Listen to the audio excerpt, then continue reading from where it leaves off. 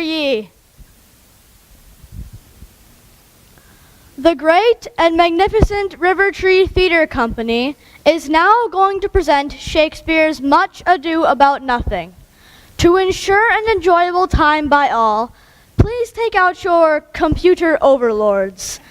I do believe that you call them cell phones, and put them on silent, please. If your cell phone remains on, I have been informed to tell you that you will be shackled, taken down to the boiler room, and sufficiently beaten by our prison experts. Please enjoy the show.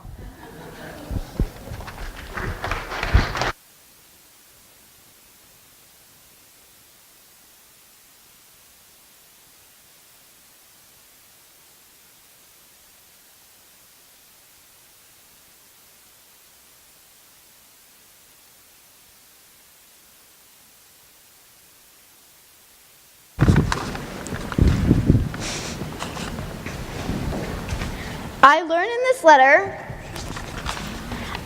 in this letter that Don Pedro of Aragon comes this night to Messina.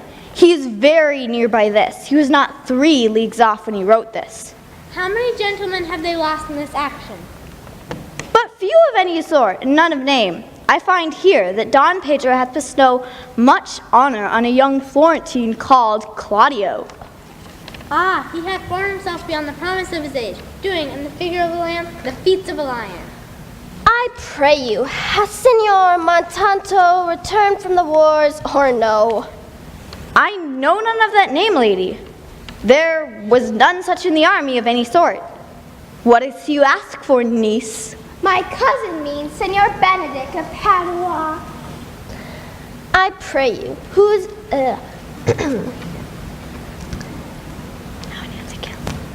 Oh yeah, I pray you, how many hath he killed and eaten in these wars? But how many hath he killed? For indeed I promise to eat all of his killing.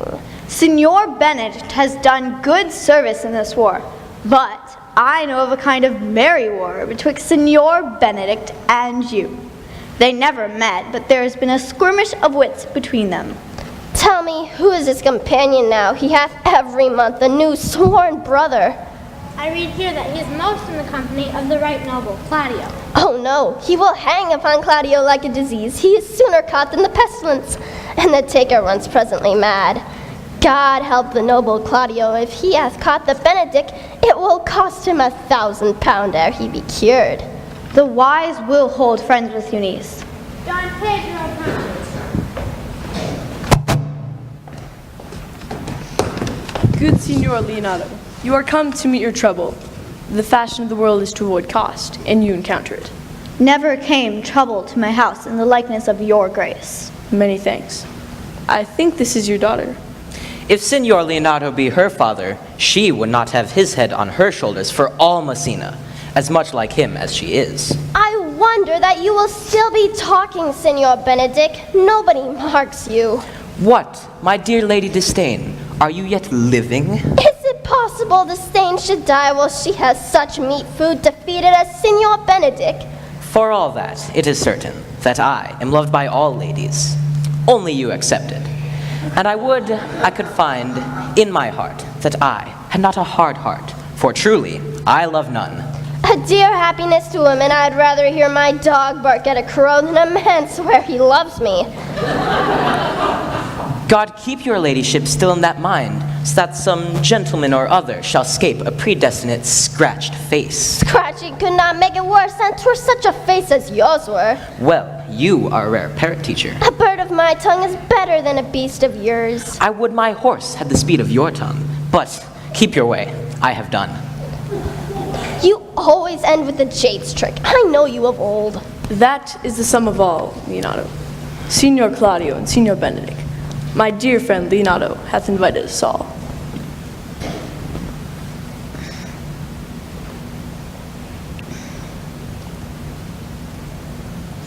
Let me bid you welcome, my lord. Since you have reconciled with the prince your brother, I owe you all duty. I thank you. I am not of many words, but I thank you. Please it your grace, lead on. Your hand, Leonardo. We will go together.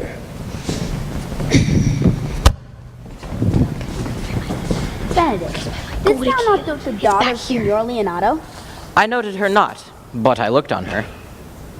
Is she not the modest young lady? Do you question me as an honest man should do, for my simple true judgment? Or would you have me speak after my custom, as being a professed tyrant to their sex? I pray thee, speak in sober judgment.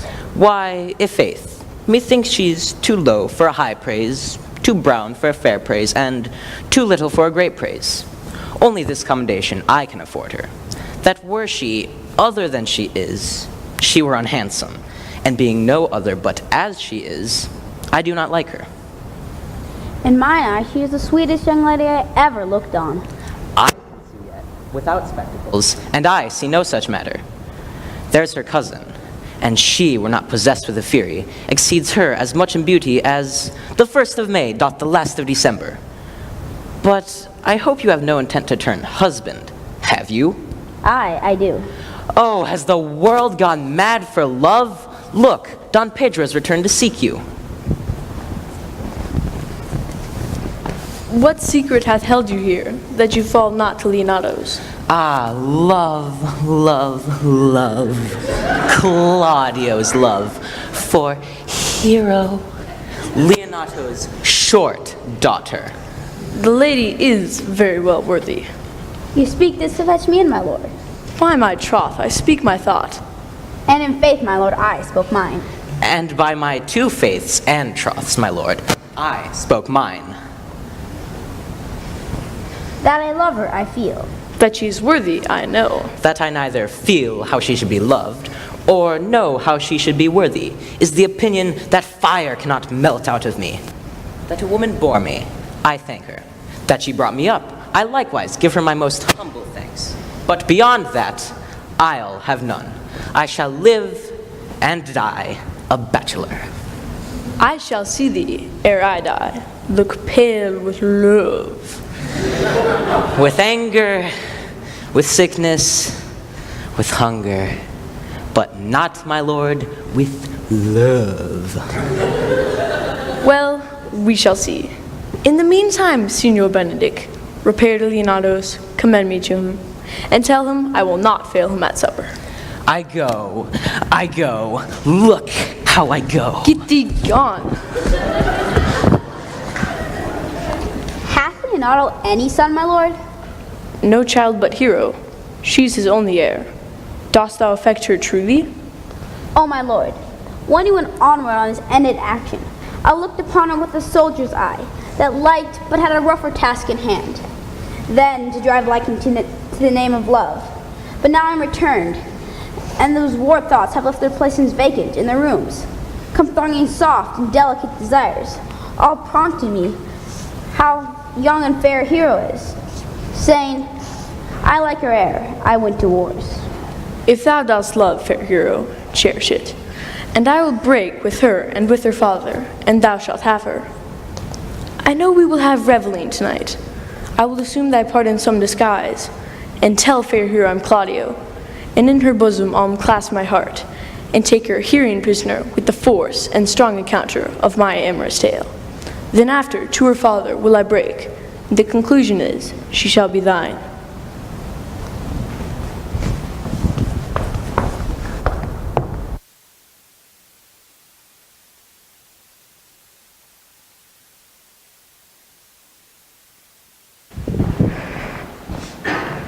How now, sister?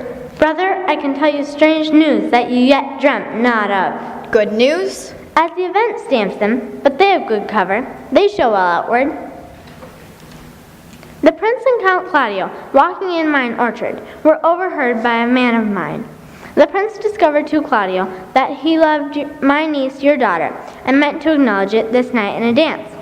If he found her accordant, he meant to take the present time by the top, and instantly break with you of it.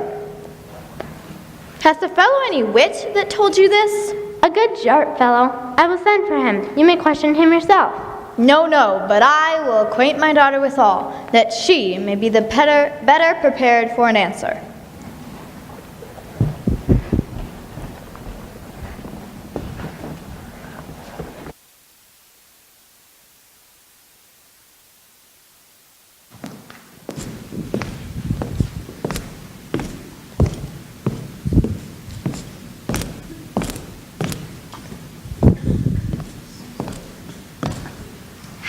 spare you, my lord.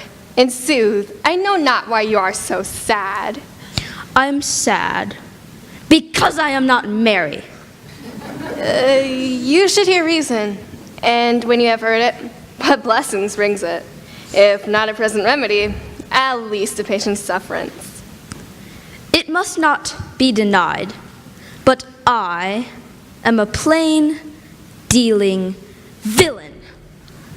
I cannot hide what I am. I must be sad when I have cause, and smile at no man's jests. Eat when I have stomach, and wait for no man's leisure. Sleep when I am drowsy, and tend on no man's business. Laugh when I am merry, and cry when it pleases me. Yea, but you must not make the full show of this, till you may do it without controlment. You have of late stood out against your brother, and he hath taken you newly into his grace, where it is impossible. You should take true root, but by the fair weather that you make yourself, it is needful that you frame the season for your own harvest. What news, Borachio? I came yonder from a great supper. The prince, your brother, is royally entertained by Leonato, and I can tell you of an intended marriage.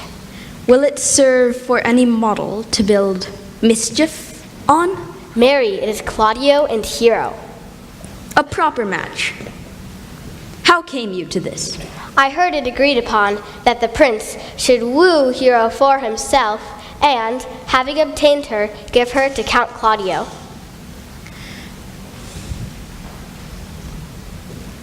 Come, let's go there. That young startup hath all the glory of my overthrow. If I can cross him anyway, I bless myself every way. You are both sure and will assist me? To the death, my lord. Why, I will fight with him upon this theme until my eyelids will no longer wag. I will fight against this cankered county with the spleen of all the under fiends. By my valor, the most complete champion that ever I heard. Still, if thou turn the edge and cut not out the burly-boned clown into chines of beef, ere thou sleep in thy sheath, I beseech God, on my knees thou mayest be turned to hobnails. Peace! Be calm, be calm. As for me, I am no fighter. I have heard of some kind of men that put quarrels purposely on others to taste their valor. Belike this is a man of that court. Good things of day begin to droop and drowse, while night's black agents to their praise do rouse. Thou marvelest at my words, but hold thee still. Things bad begun make strong themselves at ill. Let us to the great supper, and there work a great mischief. We'll wait it. Upon your lordship.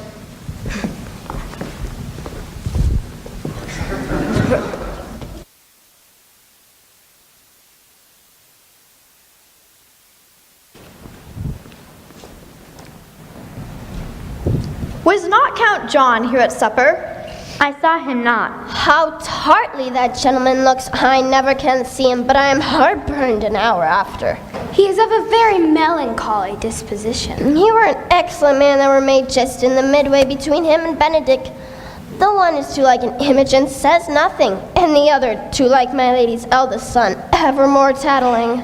By my troth, niece, thou wilt never get thee a husband if thou be so shrewd of thy tongue. Well, niece, I trust you will be ruled by your father. Yes, faith, it is my cousin's duty to make courtesy and say, Father, as it please you. But yet, for all that, cousin, let him be a handsome fellow, or else make another courtesy and say, Father, as it please me. Daughter, remember what I told you. If the prince do solicit you in that kind, you know your answer. The revelries are entering, brother. Make good room.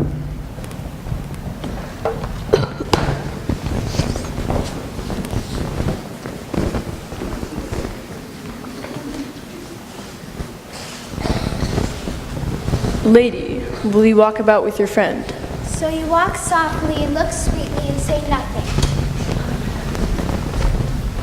So would not I, for your own sake, for I have many ill qualities. Which is one? I say my prayers aloud. I love you the better. The hearers may cry. Amen. God match me with a good dancer. Amen. And God, keep him out of my sight when the dance is done.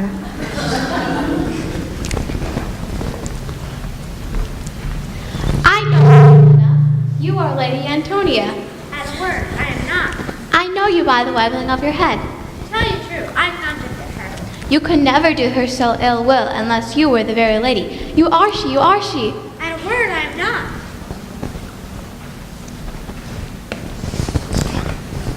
Will you not tell me who told you so? No, you shall pardon me. Nor will you not tell me who you are? Not now.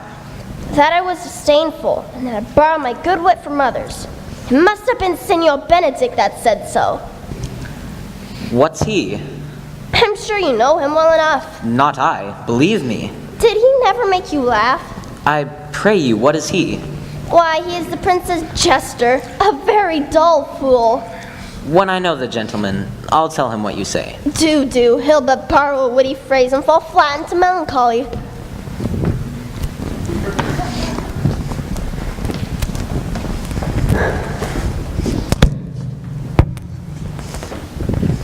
Sure my brother is amorous on Hero, and hath withdrawn her father to break with him about it. And Claudio is left behind. We know him by his bearing. Are you not Signor Benedict? You know me well. I am he. Benedict, you are very near to my brother. He is in love with Hero. I pray you, dissuade him from this. She is no equal for his birth. How know you he loves her? I heard him swear his affection. So did I too, and he swore he would marry her tonight. So he did. Come, let us to the banquet. Thus answer I, in the name of Benedict, but hear these ill news with the ears of Claudio. 'Tis even so. The prince woos for himself. Friendship is constant in all other things, save for the office of affairs of love. Therefore, all hearts in love use their own tongues, but I must hold mine. Farewell, Hero. Claudio? Yea, the same. Come, will you go with me? Whither? Why, even to the next willow, for the prince hath got your hero. I wish him joy of her. What, do you think the prince would have served you thus? I pray you, leave me. Ho, be it not the messenger. If it will not be, I'll leave you. Alas, poor hurt fowl. Now will he sulk in the corner. But that my lady Beatrice should know me, and not know me. The prince's fool. Perhaps I go under that title, because I am merry.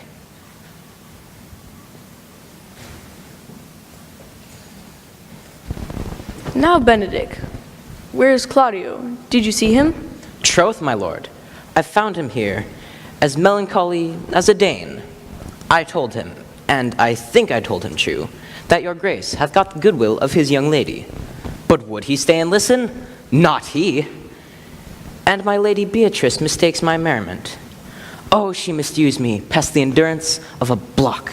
An oak, but with one green leaf, would have answered her. She told me, not thinking that I had been myself, that I was the prince's jester. She speaks poignards, and every word stabs. Look, here she comes. Will your grace command me any service to the world's end? I will go on the slightest errand, now to the antipodes that you can devise to send me on. I will fetch you a toothpick from the furthest inch of Asia. Bring you the length of Prester John's foot. Set sail to measure the girth of the earth, rather than hold 3 words conference with this woman. You have no employment for me? Nothing, except to desire your good company. Oh, sir, here's a dish I love not. I cannot endure my lady tongue. Come, lady, come. You've lost the heart of Signor Benedict.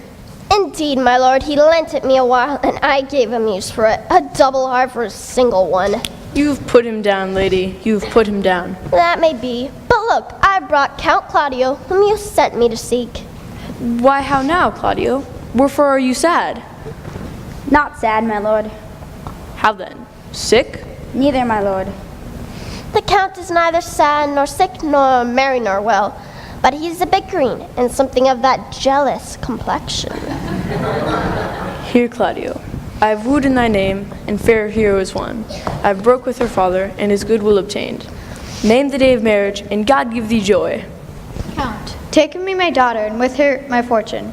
His grace has made the match, and all grace, say amen to it. Speak, Count. 'Tis your cue. Silence. Is the perfectus herald of joy? I were but little happy, if I could say how much. As lady, you are mine, I am yours. I give myself away for you, and dote upon the exchange. Speak, cousin, or if you cannot, stop his mouth with a kiss, and let not him speak neither. In faith, lady, you have a merry heart. It keeps on the windy side of care. My cousin, tell him in his ear that he is in your heart. Lady Beatrice, shall I get you a husband? No, my lord, but I beseech your grace, pardon me. I was born to speak all mirth and no matter. To be merry best becomes you, for, out of question, you were born in a merry hour. No, sure, my lord, my mother cried. But then there was a star danced, and under that was I born. Cousins, God give you joy. By my troth, a pleasant-spirited lady. There's little of the melancholy elements in her. She's never sad but when she sleeps, and never sad then. For I have heard my daughter say she has often dreamed of unhappiness, and wakes herself with laughter. She cannot endure to hear tell of a husband. Oh, by no means. She were an excellent wife for Benedick. Oh, Lord, my lord, if they were but a week married, they would talk themselves mad. County Claudio, when mean you to go to church? Tomorrow, my lord. Not till Monday, my dear son, which is a week hence, and a time too brief too, to have all things answer my mind. Come, you shake the head at so long a breathing. But, Claudio, the time shall not go dully by us. I will, in the interim, undertake one of Hercules' labors, to bring the Lady Beatrice and Signor Benedick into a mountain of affection, the one with the other. My lord, I am for you, though it cost me 10 nights watching. And I, my lord. And you too, gentle hero? I will do any modest office, my lord, to help my cousin to a good husband. And Benedick is not the unhopefullest husband that I know. We will so practice on Benedick that he shall fall in love with Beatrice, and she with him. Go in with me, and I'll tell you my drift.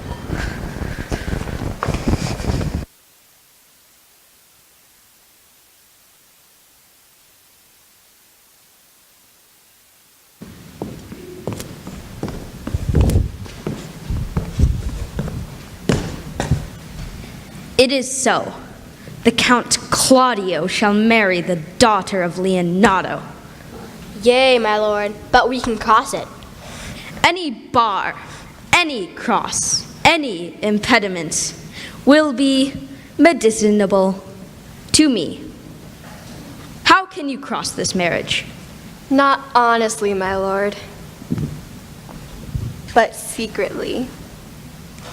Show me briefly how.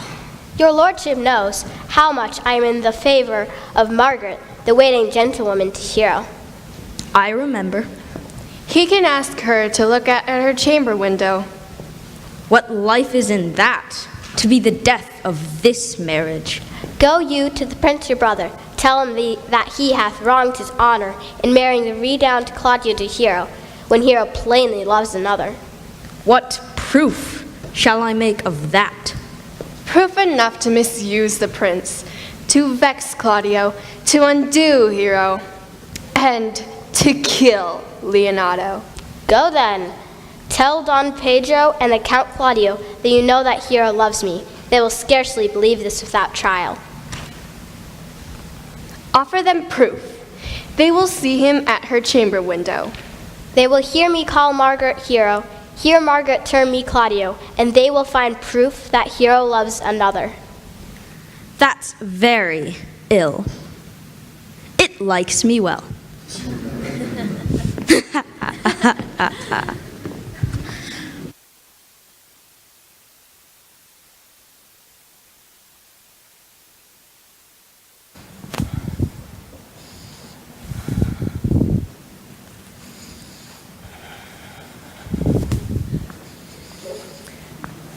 I do much wonder that one man, seeing how another man is a fool when he dedicates his behaviors to love, will, after he hath laughed at such shallow follies in others, become the argument of his own scorn by falling in love. And such a man is Claudio. I have known when there was no music with him but the drum, and now, had he rather hear the tabor and the pipe, he would have walked 10 to see a good armor, and now he lie 10 nights awake, planning the fashion of a new doublet. He was wont to speak plain and to the purpose, like an honest man and a soldier, and now has he turned orthography. His words are very fantastical, strange dishes. May I be so converted and see with these eyes? I cannot tell. I think not. One woman is fair, yet I am well. Another is virtuous, yet I am well. Another is wise, yet I am well. But till all graces be in one woman shall not come in my grace. Rich she shall be, that's certain. Or I'll never cheapen her. Fair, or I'll never look on her. My, or come not near me. Of good discourse, an excellent music, and her hair shall be what color it please God. Ha! Prince and Monsieur Love. I will hide me in the arbor.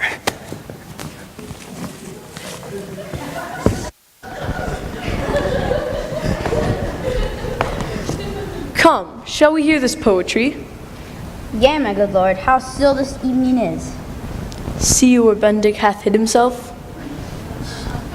Oh, very well, my lord. When the poem ends, we'll fool him properly. Come, Belshazzar, we'll hear a poem. Here's one to a very doleful tune. How a banker's wife is brought to bed at 21 and begs at a birth end. And how she longed to eat adders' heads and toads in hot dish. Is it true, think you? Very true, and but a month old. Bless me for marrying a banker. Here's the midwife's name signed on it. One Mistress Tailporter and 5 or 6 honest wives are present. Watch their care lies abroad. Pray you now, let's have it. Come on, lay it by. Let's first see more ballads. Here's another ballad of fish that appeared upon the coast on Wednesday, the 4th of April, 40,000 fathoms above water, and sung this ballad against the hard hearts of mates. It was thought she was a woman, and was turned to a cold fish, for she would not return the love of one that loved her. The ballad is very pitiful, and as true. Is it true too, think you? 5 justice hands at it, and witness more than my pack will hold. Lay it by to another. This is a merry ballad, but a very pretty one. Let's have some merry ones. Why, this is a merry one, and goes the tune of love story. There's scarcely western, but she sings it. 'Tis a request, I can tell you. We can both sing it. If thou bear part, thou shalt hear 'tis in 3 parts. No singing. I can bear my part. You must know, 'tis my occupation. Have edit with you. Sigh no more, ladies, sigh no more. Men were deceivers ever. 1 foot in sea and 1 on shore. To one thing constant never. Then sigh not so, but let them go. Be blithe and bonny, converting all your sounds of woe into hey, nunny, nunny. Sing no more, ditties, sing no more, of dumps or dull and heavy. The fraud of men was ever so. Some were first with leafy. Then sigh not so, but let them be, converting all your sounds of woe into hey, nonny, nonny. By my troth, a good poem. In a voice, my lord? Ha, no, no, faith. Thou singest well enough for a shift. And had it been a dog that should have howled thus, they would have hanged him. Dost thou hear, Balthazar? I pray thee, get us some excellent music, for tomorrow night we would have it at the Lady Hero's chamber window. The best I can, my lord. Do so. Here's money for thee. Farewell. Come hither, Leonardo. What was it you told of me today? That your niece Beatrice was in love with Signor Benedict? I did never think that lady would have loved any man. No, nor I neither, but most wonderful that she did so dote on Signor Benedict, whom she hath in all outward neighbors seem ever to abhor. Is it possible, since the wind in that corner? By my troth, my lord, I cannot tell what to think of it, but that she loves him with an enraged affection. Maybe she doth but counterfeit.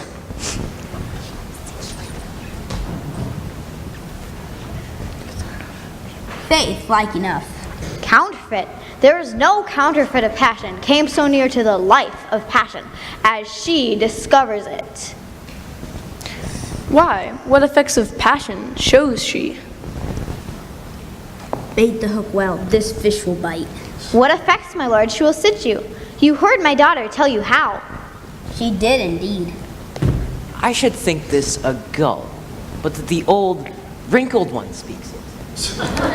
Hath she made her affection known to Benedict? No, and swears she never will. That's her torment. Each night, down upon her knees she falls, weeps, sobs, beats her heart, tears her hair, cries, curses, cries, "Oh, sweet Benedict, God give me patience." She doth indeed. My daughter says so. It were good that Benedict knew of it by some other, if she will not discover it. To what end? He would but make a sport of it and torment the poor lady worse. She's an excellent sweet lady, and she is virtuous. And she is exceeding wise. In everything but in loving Benedict. Hero thinks surely she will die, for she says she will die if he love her not, and she will die ere she make her love known, and she will die if he woo her. If she should speak a word of love, he would scorn it. For the man, as you know all, hath a contemptible spirit. He is a very proper man. He doth indeed show some sparks that are like wit. And I take him to be valiant. Shall we go seek Benedict and tell him of her love? No, never tell him, my lord. Well, let it cool the while. I love Benedict well, and I could wish he would see how much he is unworthy, so good a lady.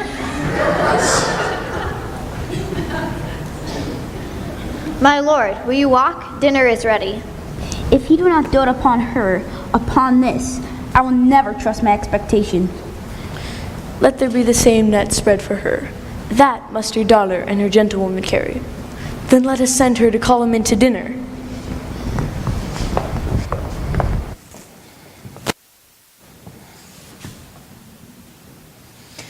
This can be no trick. The conference was they had from Hero. They seem to pity the lady. Love me? Why? It must be requited. I hear how I'm censured. They say I will bear myself proudly. If I perceive the love that come from her, they say too that she would rather die than give any sign of affection. I did never think to marry. They say the lady is fair. 'Tis a truth, I can bear them witness. And virtuous, 'tis so, I cannot reprove it. And wise, but for loving me. Oh, I'll be horribly in love with her. I may chance have some odd quirks and remnants of wit broken on me, since I have riled so long against marriage.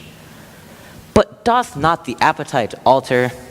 A man loves the meat in his youth, which he cannot endure in his age. Shall quips and sentences, and these paper bullets of the brain, stop a man like me? No. World must be peopled.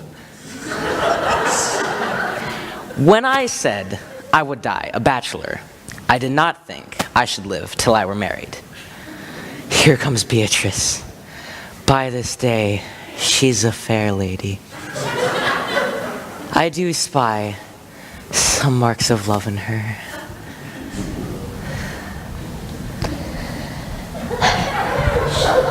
Against my will, I am sent to bid you come in to dinner.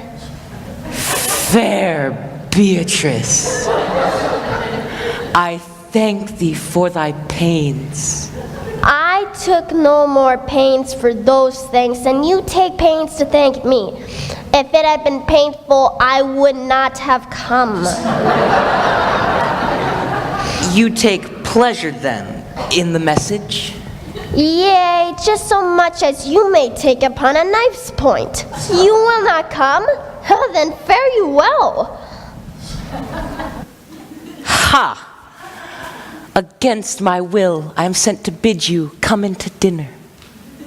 There's a double meaning in that. I took no more pains for those things than you take pains to thank me. That's as much to say, any pains that I take for you is as easy as thanks. I will go get her picture.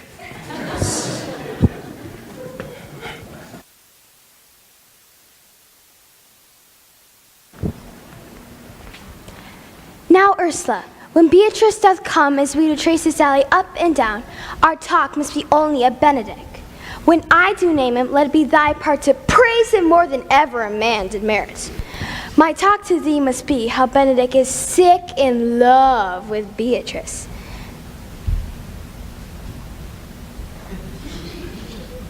Now begin. For see where Beatrice like a lapwing runs close to the ground to hear our conference.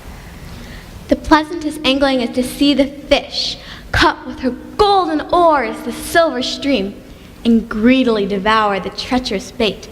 So angle we for Beatrice, who, even now, is crouched in the woodbine coverture. Fear you not my part of the dialogue. No, truly, Ursula, she is too disdainful. But are you sure that Benedick loves Beatrice so entirely? So says the prince, and my new troth lord. And did they bid you tell her of it, madam? They did entreat me to acquaint her of it, but I persuaded them, if they love Benedict, to wish him rest with his affections and not let Beatrice know of it. Why did you so? Doth not the gentleman deserve as full as fortunate a wife as ever Beatrice shall be to him? O God of love, I know he doth deserve as much as may be yielded to a man, but nature never framed a woman's heart of prouder stuff than that of Beatrice, disdain and scorn right sparkling in her eye. In short, she cannot love. And therefore certainly it were not good. She knew his love, lest she make sport at it. So rather I will go to Benedick and counsel him to fight against his passion. Oh, do not do your cousin such a wrong. She cannot be so much without true judgment, having so swift and excellent a wit as she is prized to have, as to refuse so rare a gentleman as Signor Benedick. He is the only man in Italy, except for my dear Claudio. When are you married, madam? Why, every day. Tomorrow. Come, go in. She's limed, I warrant you. We have caught her, madam. If it proves so, then loving goes by haps. Some Cupid kills with arrows, and some with traps.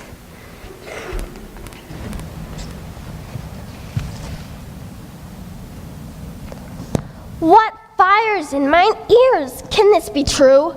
Stand I condemned for pride and scorn so much? Contempt farewell, and made him pride adieu. No glory lives behind the back of such. And Benedick, love on I will requite thee, taming my wild heart to thy loving hand. If thou dost love, my kindness shall incite thee to bind our loves up in a holy band. And others say thou dost deserve, and I believe it better than reportingly.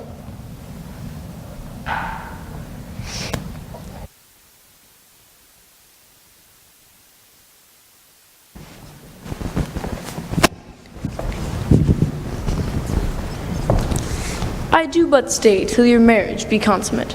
Then go I toward Aragon. I'll bring you thither, my lord, if you vouchsafe me.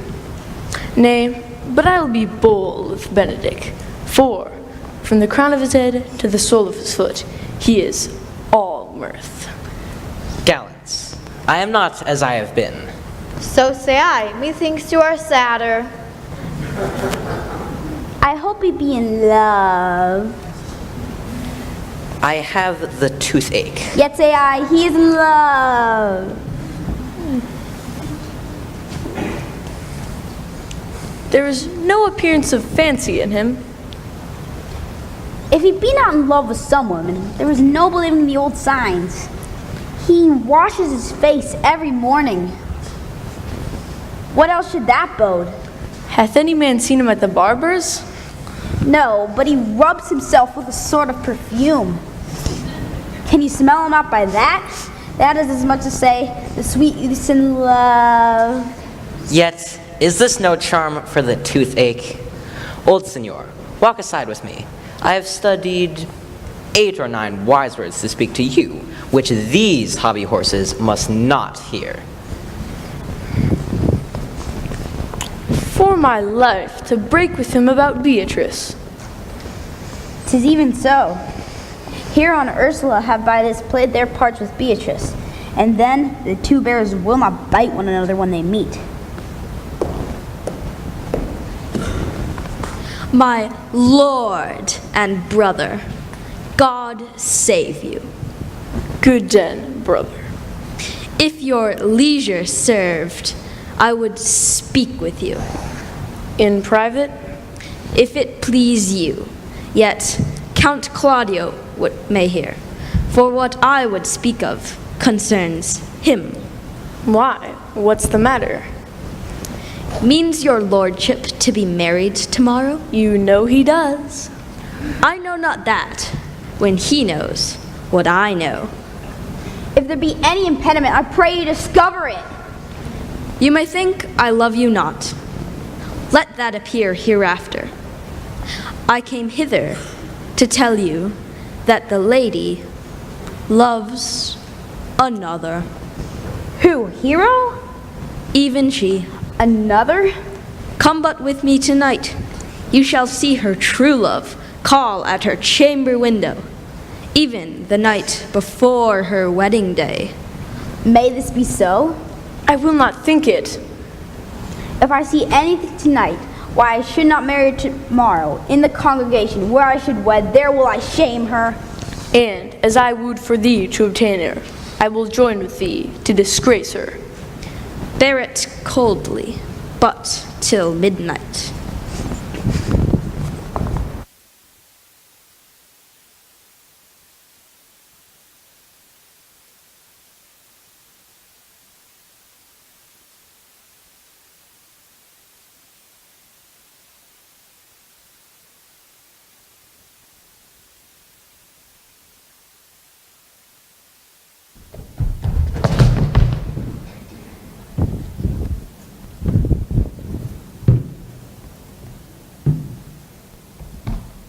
Are you good men and true? Yea, or else it were pity, but they should suffer salvation, body and soul. Nay, that were a punishment too good for them. Well, give them their charge, neighbor Dogberry. First, who think you the most desertless man to be constable? Either I, Hugh Oatcake, sir, or George Seacole, for he can write and read. Come hither, neighbor Seacole. God hath blessed you with a good name. To be a well-favored man is the gift of fortune, but to read and write comes by nature. Both which, Master Constable? You have. I knew it would be your answer. You are thought here to be the most senseless and fit man for the constable of the watch. Therefore, bear you the lantern.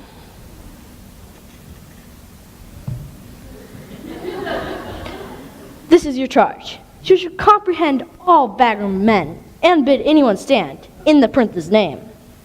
How if he will not stand? Why then take no note of him, but let him go and presently call the rest of the watch together, and thank God you're rid of a knave. If he will not stand when he is bidden, he is none of the prince's subjects. True, and you are to meddle with none but the prince's subjects. You shall also make no noise in the streets. For the watch to babble and talk is most tolerable and not to be endured. We would rather sleep than talk. We know it belongs to a watch. You speak like an ancient and most quiet watchman, for I cannot see how sleeping should offend. You shall call at all the alehouses and bid those who are drunk to get them to bed. How if they will not? Why then let them alone till they are sober, and then you may say they are not the men you took them for. Well, sir, if you meet a thief, you may suspect him, by virtue of your office, to be no true man. And for such kind of men, the less you meddle or make with them, why the more is for your honesty. If we know him to be a thief, shall we not lay hands on him? Truly, by your office you may. But I think they that touch pitch will be defiled. The most peaceable way for you, if you do take a thief, is to let him show himself what he is and steal out of your company. You have always been called a merciful man, partner. If you hear a child cry in the night, you must call to the nurse and bid her still it. How if the nurse be asleep and will not hear us? Why then, depart in peace and let the child wake with crying. How if we make an arrest? Will not that make the one we arrest cry for sadness? Fear not. In prison, he'll have fine company. First, there's young Master Rash. He's in for a commodity of brown paper and old ginger, 69 pounds, of which he made 5 marks ready money. Marry, then ginger was not much in request, for the old women were all dead.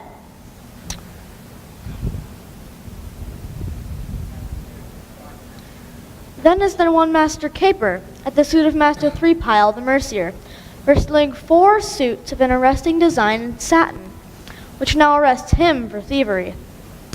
Then we have there young Dizzy and young Master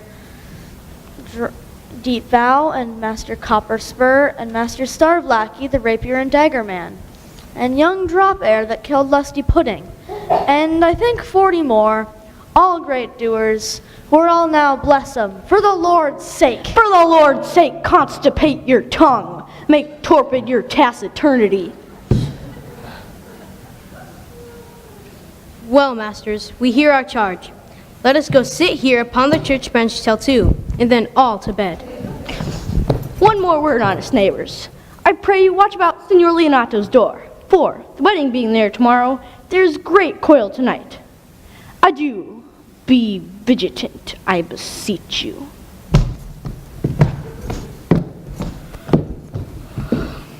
I pray you, let none of your villains stir me, for I have an exposition of sleep come upon me. I am sorry for thee. Pray, do not, sir. I have watched and traveled hard. Sometime I shall sleep out, the rest I'll whistle. Why let the strucken deer go weep, or the heart ungalled play? For some must watch, while some must sleep. Thus runs the world away. Time enough to go to bed, with a candle, I warrant thee. The moon shines bright on such a night as this, when the sweet wind did gently kiss the trees, and they did make no noise. In such a night, Troilus, methinks, smiled the Trojan walls, and sighed his soul o'er to the Grecian tents, where Cressid lay that night. Sleep, dwell upon mine eyes, peace in my breast. Would I were sleep and peace so sweet to rest? In such a night did Thisbe fearfully o'ertrip the dew, and saw the lion's shadow ere himself. He ran dismayed away. Sleep, oh, give me sleep, the innocent sleep. Sleep that knits up the raveled sleeve of care, the death of each day's life, sore labor's bath, balm of great minds, great nature's second course, chief nourisher in life's feast. In such a night stood Dido with a willow in her hand, upon the wild sea banks, and walked her love to come again to Carthage. In such a night Medea gathered the enchanted herbs which did renew old Aeson. In such a night did Jessica steal forth from Shylock's house, and with an unthrift love did run from Venice as far as Belmont. O sleep, O gentle sleep, nature soft nurse, how have I frighted thee, that thou wilt weigh my eyelids down, and steep my senses in forgetfulness? Why rather sleep, liest thou in smoky cribs, upon uneasy pallets stretching thee, and hushed with buzzing night flies to thy slumber, under the canopies of costly state, and lulled with sound of sweetest melody? Thou art inclined to sleep? 'Tis a good dullness, and give it way. I know thou canst not choose.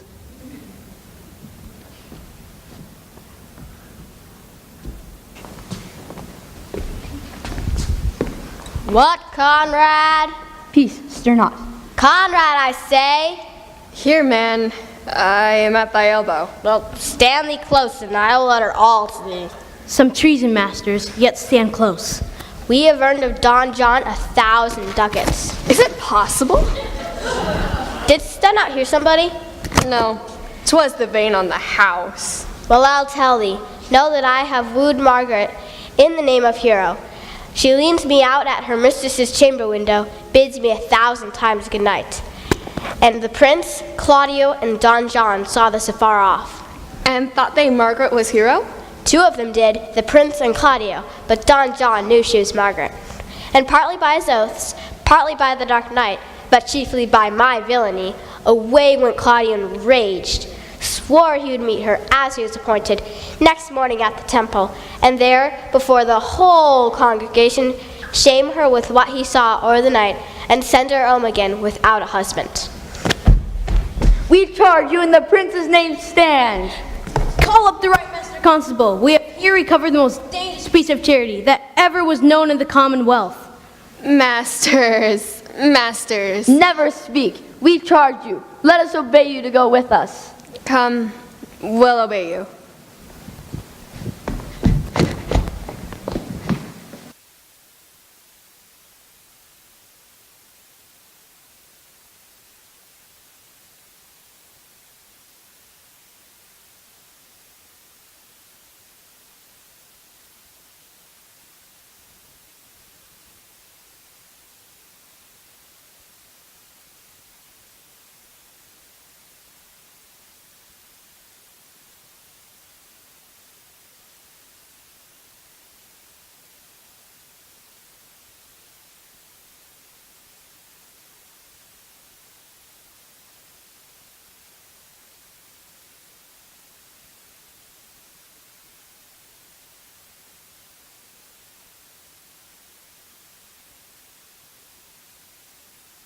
To be in love, where scorn is fraught with groans, coy looks with heart-sore sighs, when fading moments mirth, with 20 watchful, weary, tedious nights. If haply won, perhaps a hapless gain. If lost, why then a grievous labor won. However, but a folly bought with wit, or else a wit by folly vanquished. So, by your circumstance, you call me a fool? So by your circumstance, I feel you approve. 'Tis love you cavil, at I am not love. Love is your master, for he masters you.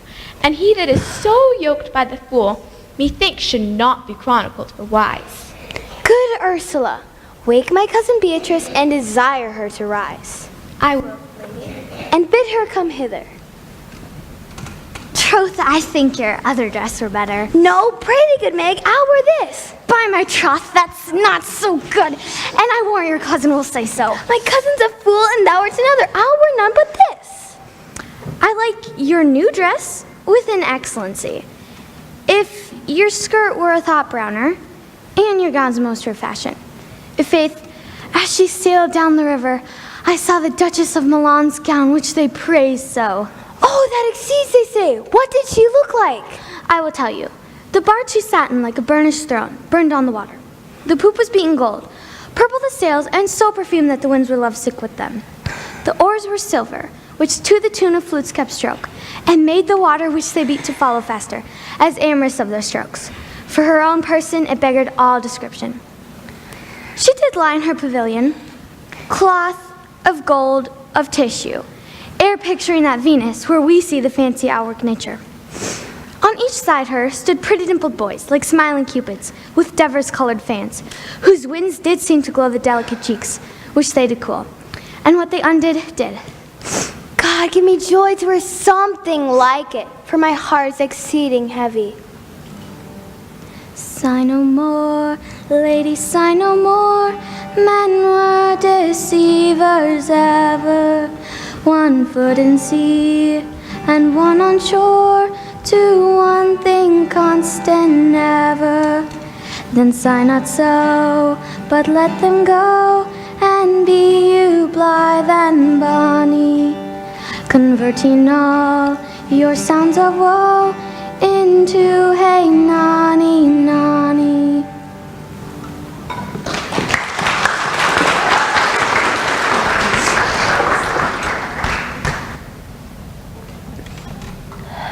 Good morrow, cuz. Good morrow, sweet hero. Why, how now? Do you speak in thus sick tune? I am out of all other tune, methinks. But 'tis 5 o'clock, cousin. 'Tis time you were ready. By my troth, I am exceeding ill. Hi-ho. Sing no more, diddy, sing no more of dumb so dull and heavy. The fraud of men was ever so, since summer first was leafy. Then sigh not so, but let them go, and be you blithe and bonny, converting all your sounds of woe into hey nonny nonny.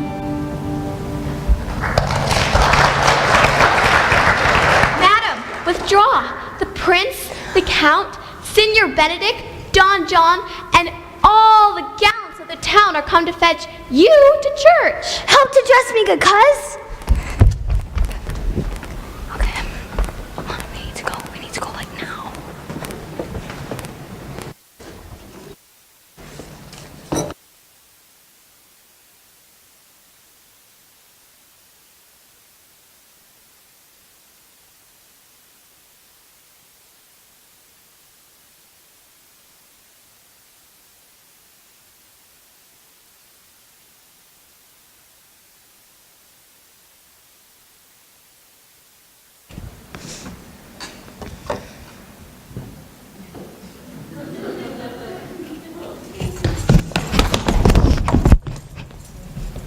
What would you have with me, honest neighbors? I would have confidence that discerns you nearly. Brief, I pray you, for you see it is a busy time with me. Marry, this it is, sir. Yes, in truth it is, sir. Yes, in truth it is, sir. Marry, this it is, sir. What is it, my good friends? Good man Burgess, sir, speaks a little off the matter.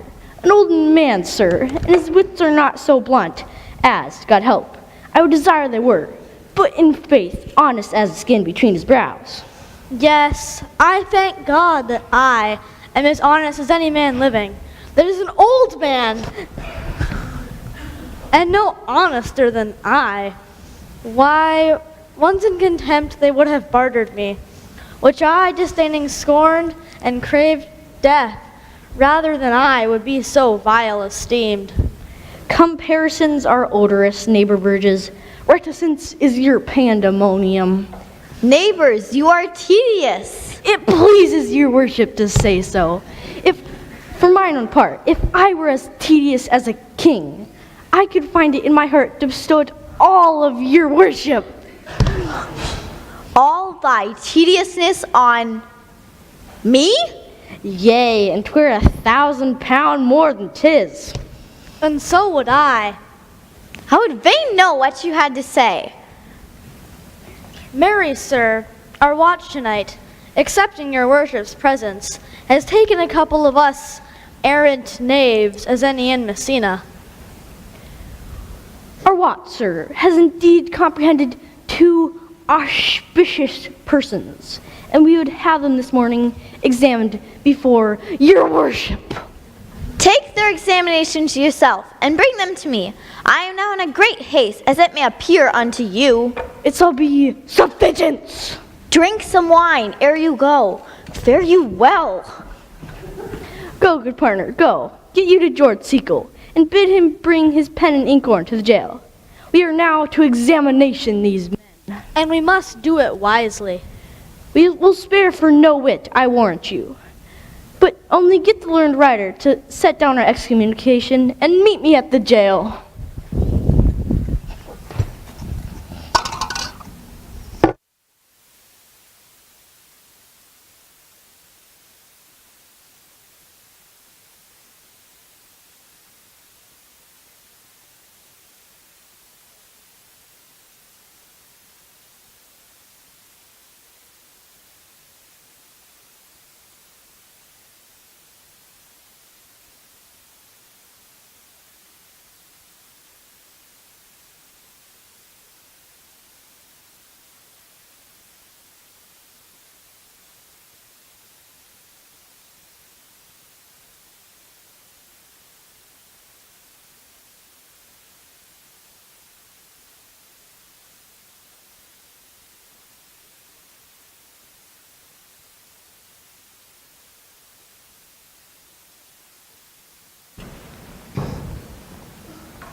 Come, Friar Francis, be brief. Only to plain forms of marriage.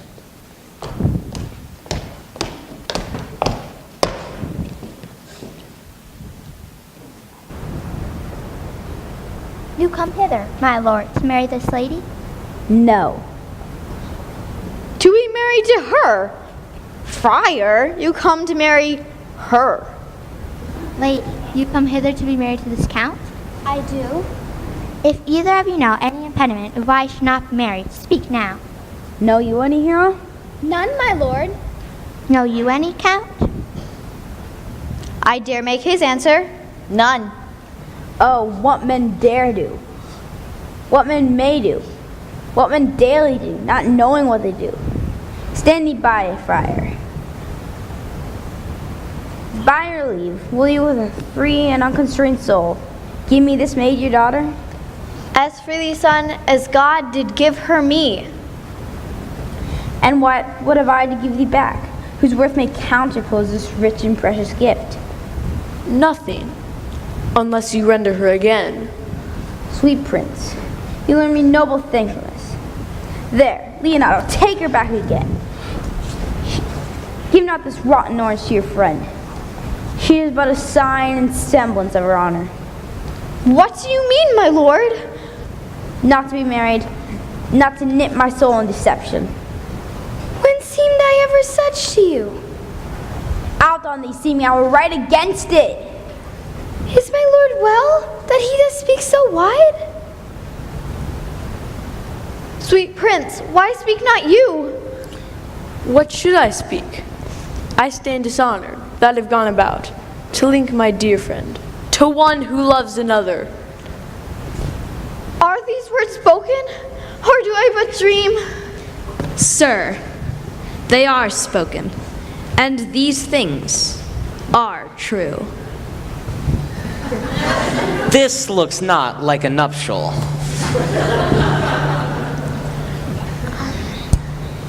Let me but move one question to your daughter, and by that fatherly and kindly hand you have in her, bid her, answer truly. I charge thee, do so as thou art my child. Oh God, defend me how I am beset. What man was he that talked with you yesternight out at your window betwixt 12 and 1? Now if you're a true answer to this. I talked with no man at that hour, my lord. Why then you are untrue. Leonato, I am sorry you must hear.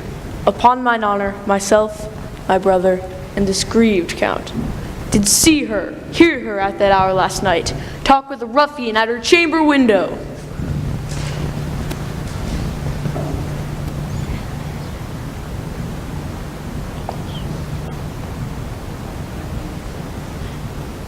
Hath no man's dagger here a point for me?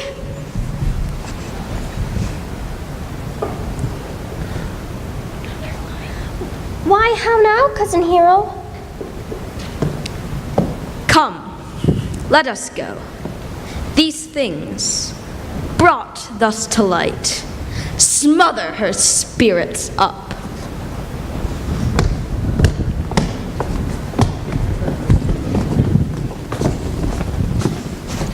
How doth the lady?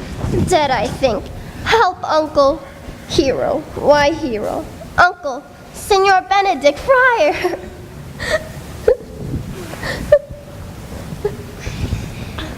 O fate, take not away thy heavy hand. Death is the fairest cover for thy shame that may be wished for. How now, cousin Hero? Have comfort, lady.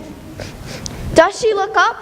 Yea, why should she not? Do not live, hero. Do not open thine eyes. Sir, sir, be patient. For my own part, I am so attired in wonder, I know not what to say. Oh, on my soul, my cousin is belied. Lady, were you her bedfellow last night? No, truly not. But until last night, I have this 12-month been her bedfellow. Confirmed, confirmed. Oh, that was stronger made, which was before barred with ribs of iron. Would the two princes lie, and Claudio lie? Who loved her so, henceforth let her die. Hear me a little. By noting of the lady, I have marked 1,000 blushing apparitions to start her fate, 1,000 innocent shames. An angel's whiteness beat away those blushes. Trust not my readings nor my observations, if this sweet lady may not guiltless here under some biting air. Friar, it cannot be. She denies it not. She loves another. Lady, what man is it they say you do love? They know that to accuse me. I know. There is some strange misprisions in the princes. Two of them have if their wishes be misled, the practice of it lives in brother John, whose spirits toil in frame of villainies. Pause a while, and let my counsel here sway you in this case. Your daughter here the princess left for dead. Let her a while be secretly kept and published that she is dead indeed.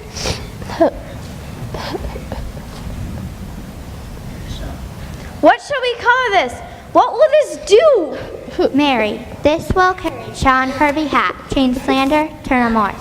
That is some good. She dying as it must so be maintained upon the instant that she was accused. Be lamented, pity and excuse of every hearer. So shall it fare with Claudio. When he shall hear she died upon his word, the idea of her life shall sweetly creep into his study of imagination. Then shall he mourn, and wish he had not so accused her. No, though he thought his accusation true. Signor Leonato, let the friar advise you. Being that I flow in grief, the smallest twine will lead me. 'Tis well consented, presently away. Come, lady, die to live this wedding day. Perhaps it is but prologue. Have patience and endure.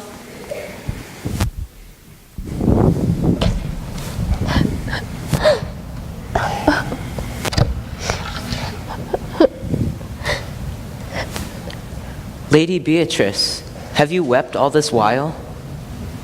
Yea, and I will weep a while longer. Desire that. You have no reason. I do it freely. Surely, I do believe your fair cousin is wronged. Ah, how much might the man deserve of me that would right her? Is there any way to show such friendship? A very even way, but no such friend. May a man do it? It is a man's office, but not yours. I do love nothing in the world so well as you. Is not that strange? As strange as the thing I know not, it were as possible for me to say I love nothing so well as you. But believe me not, and yet I lie not. I confess nothing, nor I deny nothing. I am sorry for my cousin. By my sword, Beatrice, thou lovest me. Do not swear and eat it. I will swear by it that you love me, and I will make him eat it that says I love not you. Will you not then eat your sword yourself? With no sauce that can be devised to it, I protest I love thee. Why then, God forgive me. What offense, sweet Beatrice. You have seen me in a happy hour. I was about to protest I loved you. And do it with all thy heart. I love you with so much in my heart that none is left to protest. Come, bid me do anything for thee. Kill Claudio. Ha! Not for the wide world. You kill me to deny it. Farewell. Tarry, sweet Beatrice. I'm gone. Though I'm here, there is no love in you. Nay, I pray you, let me go. Beatrice. In faith, I will go. We'll be friends first. You dare easier be friends with me than fight with mine enemy. Is Claudio thine enemy? Is he not approved in the height of villain that has slandered, scorned, dishonored my kinswoman? Oh, that I were a man, I would eat his heart in the marketplace. Hear me, Beatrice. Talk with a man out of the window, a proper saying. Nay, but Beatrice. Sweet hero, she is wrong, she's slandered, she's undone. Tarry, good Beatrice, by this hand I love thee. Use it for my love some other way than swearing by it. Think you, on your soul, that Count Claudio hath wronged Hero? Yea, as sure as I have a thought or a soul. Enough. I am engaged. I will challenge him. By this hand, Count Claudio shall render me a dear account. Go, come for your cousin. I must say that she is dead, and so farewell.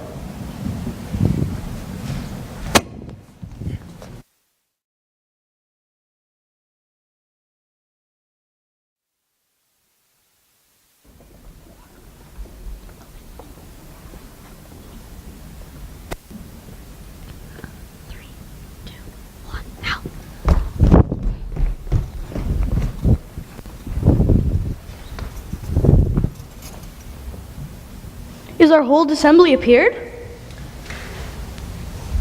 Oh, a stool and a cushion for George Seacole.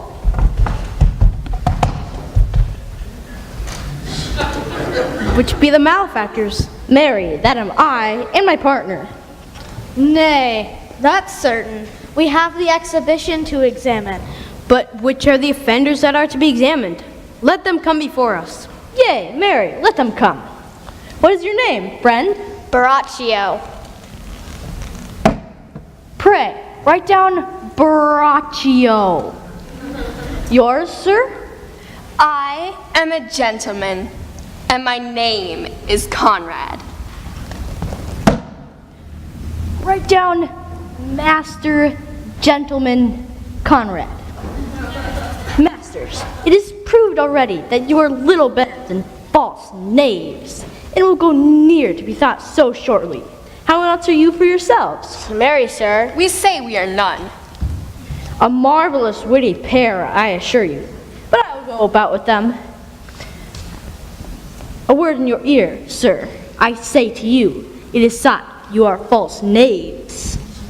Sir, I say to you, we are none. Well, stand aside. Have you written down that they are none? Master Constable, you go not the way to examine. You must call forth the watch. That are their accusers. Yea, Mary, that's the aptest way. Let the watch come forth. Master, I charge you in the prince's name. Accuse these men. This man said, sir, that Don John, the prince's brother, was a villain. Write down Prince John a villain. Why? This is flat perjury to call the prince's brother a villain. Master Constable. Prithee, fellow, peace. I do not like thy look, I promise thee. What heard you him say else? Mary, that he had received 1,000 ducats of Don John for accusing the lady hero wrongfully. Flat burglary as ever was committed. Yea, that it is. What else, fellow? And that Count Claudio did mean, upon his words, to disgrace Hero before the whole assembly and not marry her. Oh, villain! Thou wilt be condemned into everlasting redemption for this. What else? This is all. And this is more, masters, than you can deny. Prince John is this morning secretly stolen away. Hero was in this manner accused, in this very manner refused. Upon the grief of this, suddenly died. Master Constable, let these men be bound and brought to Leonato's.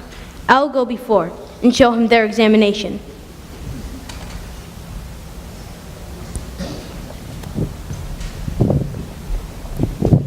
Come, let them be opinioned. Let them be in the hands. Off, coxcomb! On my life! Where's the sexton? Let him write down the prince's officer, coxcomb. Come, find them, thou naughty varlet. Away! You are an ass! You are an ass! Dost thou not suspect my place?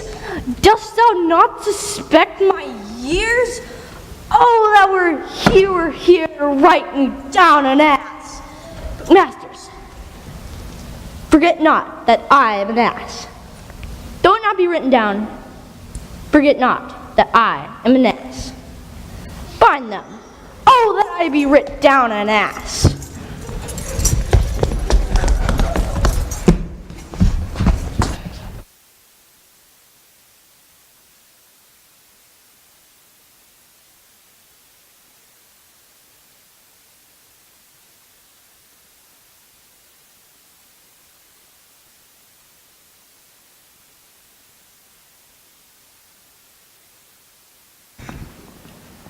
If you go on thus, you will kill yourself, and 'tis not wisdom that the second grief against yourself. I pray thee, cease thy counsel, which falls into mine ears as profitless, as water in a sieve. Give not me your counsel. I pray thee, peace. I will be flesh and blood, for there was never a philosopher that could endure the toothache patiently. Here comes the prince and Claudio hastily. Good gent, good gent. Good day to both of you. Hear you, my lord. We have some haste, Leonato. Some haste, my lord. Well, fare you well. Are you so hasty now? Well, all is one. Nay, do not quarrel with us, good old man. Mary, thou dost wrong me. Thou need never lay thy hand upon thy sword. I fear thee not. In faith, my hand meant nothing to my sword. Tush, tush, man. Never fleer or jest at me. I say thou hast belied mine innocent child. Thy slander has gone through and through her heart, and she lays buried, oh, in a tomb where never scandal slept. Save this of her frame by thy villainy. My villainy? Thine, Claudio, thine, I say. You say not right, old man. My lord, I will prove it on his body if he dares. Away, I will not have to do with you. Canst thou so daff me? Thou hast killed my child. If thou killest me, boy, thou hast killed a man. She shall kill us both, he shall indeed. Come, follow me, boy. Come, sir boy, follow me. Sir boy, I'll whip you from your pointing fence. Nay, then, lady, I will. Sister! Content yourself. God knows I love my niece, and now she's dead. Slandered to death by villains, boys, apes, braggarts, jacks, milksops. Sister Antonia! Hold your content. What a man. I know them, yea, and what they weigh, even to the utmost scribble. Scrambling, outreaching, fashionable boys that lie and call and flap, deprave and slander, and speak off half a dozen dangerous words.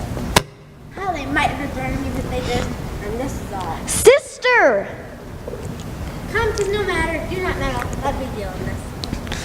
My heart is sorry for your daughter's death, but on mine honor, she was charged with nothing but what was true and very full of proof. My lord, I will not hear you. No, come, sister, away. I will be heard. And shall, or some of us will smart for us. See, here comes the man we went to seek. What news, senor? Good day, my lord. Welcome, Signor. You are almost come to part, almost afraid. We would have liked to have our two noses snapped off by two old souls without teeth. Leonardo and his sister. What thinkest thou? We've been up and down to seek thee. Shall I speak a word in your ear? God bless me for a challenge. You are a villain. I jest not. I will make it good how you dare, with what you dare, and when you dare it.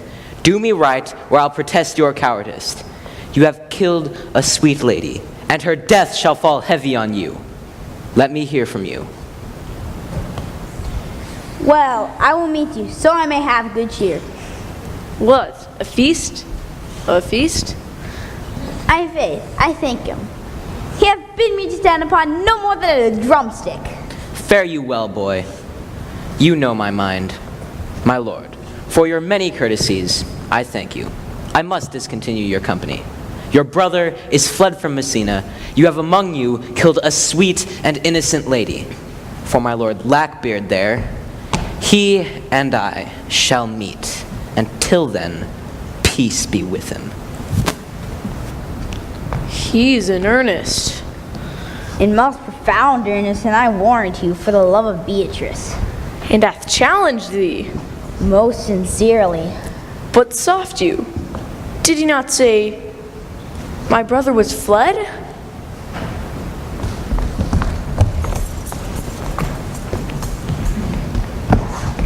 Come you, sir. How now? Two of my brother's men bound. Braccio one?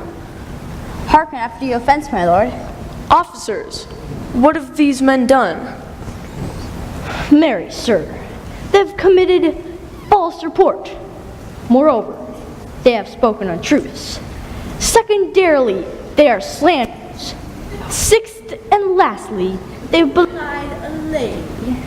Thirdly, they have verified unjust things. And to conclude, they are lying knaves. Firstly, I ask thee, what they have done. Thirdly, I ask thee, what's their offense?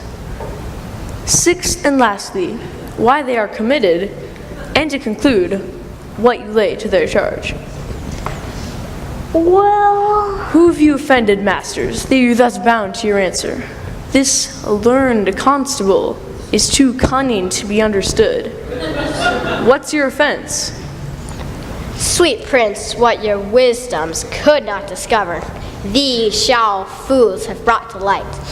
I confess that I wooed Margaret in the name of Hero outside her mistress's chamber window. Now the lady is dead, and briefly I desire nothing but the reward of a villain. Runs not this speech like iron through your blood? I've drunk poison whilst he uttered it. But did my brother set thee upon this? Yea, and paid us richly for the practice of it. He's composed and framed with this treachery, and fled he is upon this villainy. Sweet Hero. Moreover, sir, when this plaintiff here, the offender, did call me an ass. I beseech you, let it be remembered in his punishment.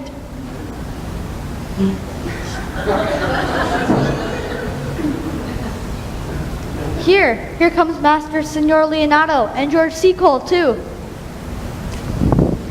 Which is a villain? Let me see his eyes, that when I note another man like him, I may avoid him. Which of these is he? If you know your wronger, look on me. Art thou the villain that with thine eyes has killed mine innocent child? Yea, even I alone. No, not so, villain, thou beliest thyself. Here stands a pair of honorable men. The third has led that had a hand in it. I thank thee, princes, for my daughter's death. Record it with thy high and worthy deed. 'Tis bravely done, if you bethink thee of it.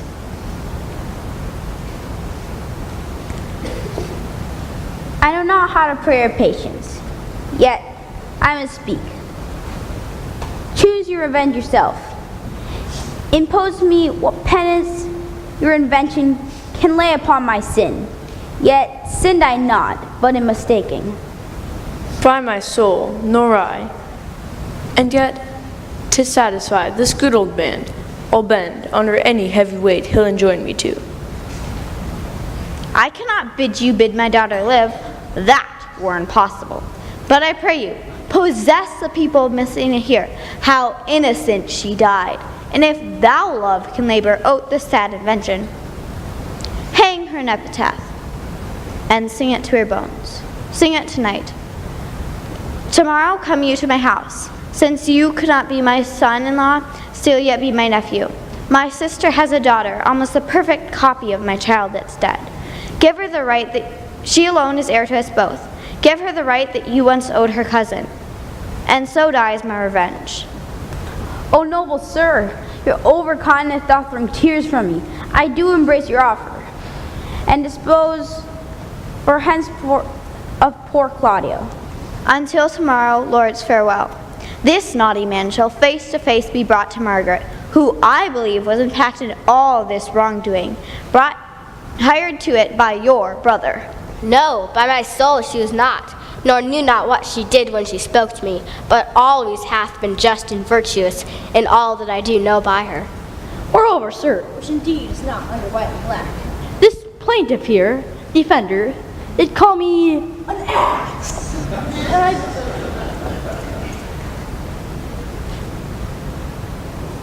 And I beseech you, let it be remembered in his punishment. I thank thee for thy care and honest pains. Your worship speaks like a most thankful and reverend youth, and I praise God for you. Here's for thy pains. God save the foundation. Go, I discharge thee of thy prisoners. I leave an heir with your worship. God keep your worship. I wish your worship well. God restore you to health. And if a merry meeting be wished, God prohibit it. Come, neighbor. Tomorrow I wait.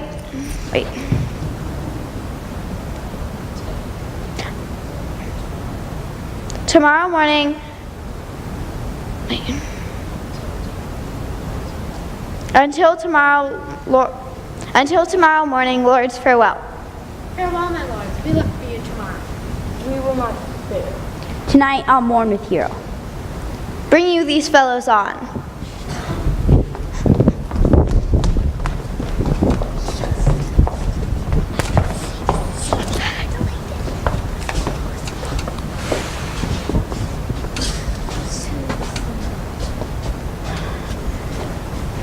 The God of love that sits above and knows me how pitiful I deserve.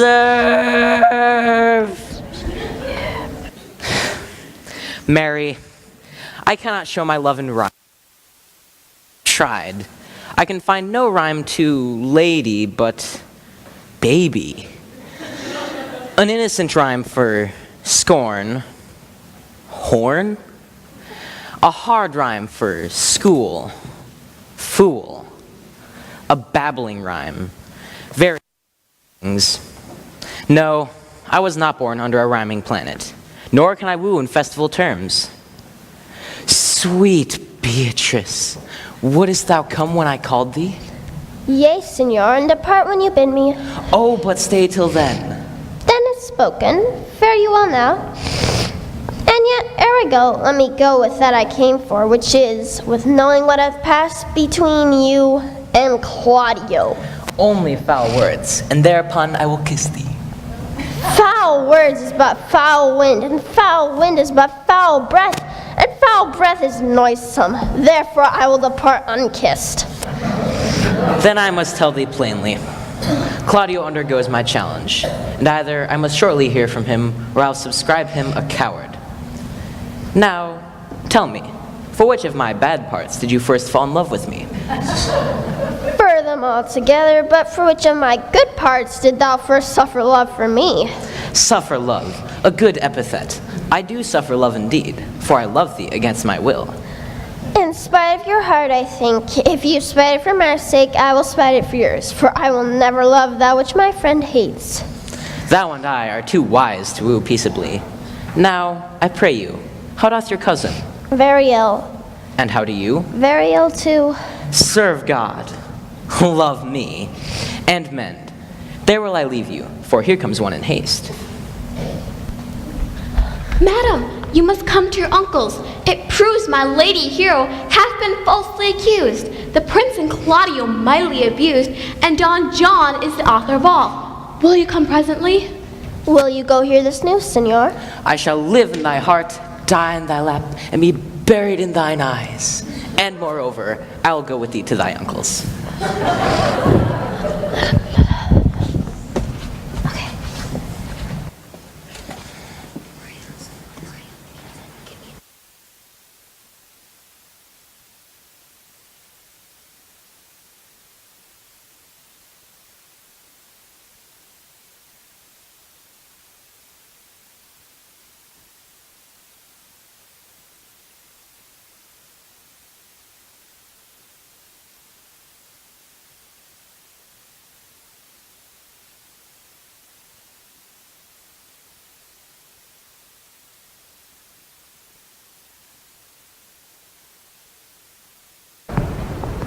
Is this the monument of Leonardo?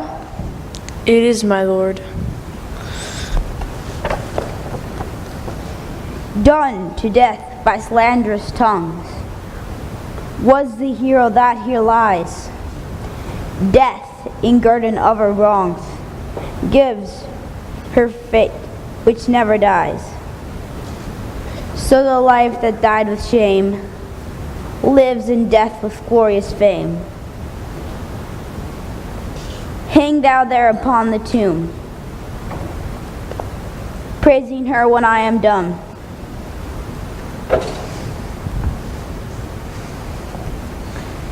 Now unto thy bones good night. Yearly will I do this right. Come, let us hence, and put on other weeds.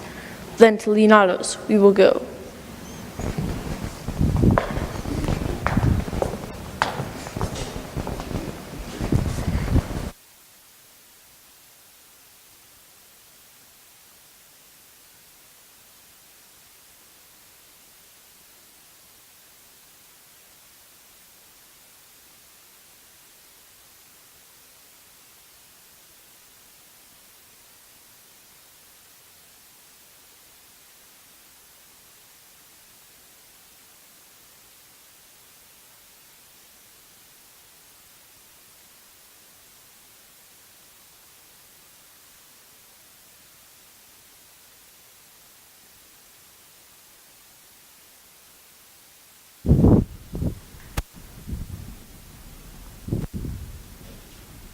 Did I not tell you she was innocent?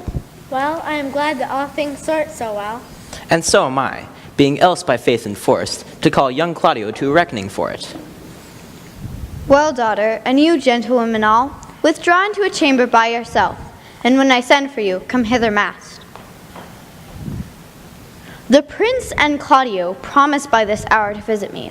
You know your office, sister. You must be a mother to your brother's child, and giver to young Claudio. Which I will do as confirmed countenance. Friar, I must entreat your pains, I think. To do what, senor? To bind me or undo me, one of them. Signor Leonardo, truth it is, good signor, your niece regards me with an eye of favor. That eye my daughter lent her. 'Tis most true. And I do with an eye of love requite her. The sight whereof I think you had from me, from Claudio, and the prince. But what's your will? Your answer, sir, is enigmatical. But for my will is your good will, may stand with ours this day to be conjoined in the state of honorable marriage, in which, good friar, I shall desire your help. My heart is with your liking. And my help. Here comes the prince and Claudio.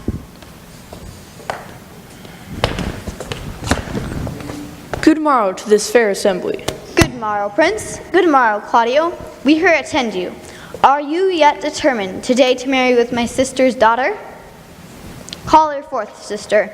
Here's the friar ready. Why, good morrow, Benedict. What's the matter that you have such a February face? so full of frost, of storm and cloudiness. Methinks you should be silent, for silence is the perfectest herald of joy.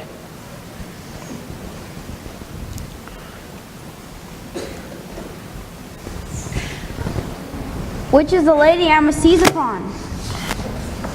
The same as she, and I do give you her. Why then she is mine. Sweet, let me see your face. No, that you shall not. You take her hand before this friar and swear to marry her. Why then give me your hand before this holy friar, and I am your husband if you like of me. And when I lived, I was your other wife. And when you loved, you were my other husband. Another hero? Nothing certain. One hero died defiled, and I do live. And surely as I live, I love Claudio. The former hero that is dead. She died, my lord, but whilst her slander lived. All this amazement can I qualify. Meantime, to the chapel let us present. Soft and fair friar, which is Beatrice? I answer to that name. What is your will? Do not you love me? Why, no more than reason. Why then, the prince, Claudio, and your uncle have been deceived, for they swore you did. Do not you love me? Troth, no more than reason. Why then, my cousin Hero and Ursula are much deceived, for they did swear you did. They swore you were almost sick for me. They swore that you were well nigh dead for me. 'Tis no such matter. Then you do not love me? No, but in friendly recompense. Come, cousin, I'm sure you love the gentleman. And I'll swear upon it that he loves her. For here's a paper written in his hand, a halting sonnet of his own pure brain, fashioned to Beatrice. And here's another, written in my cousin's hand, containing her affections unto Benedict. A miracle. Here's our own hands against our hearts. Come, I will have thee. But by this light, I take thee for pity.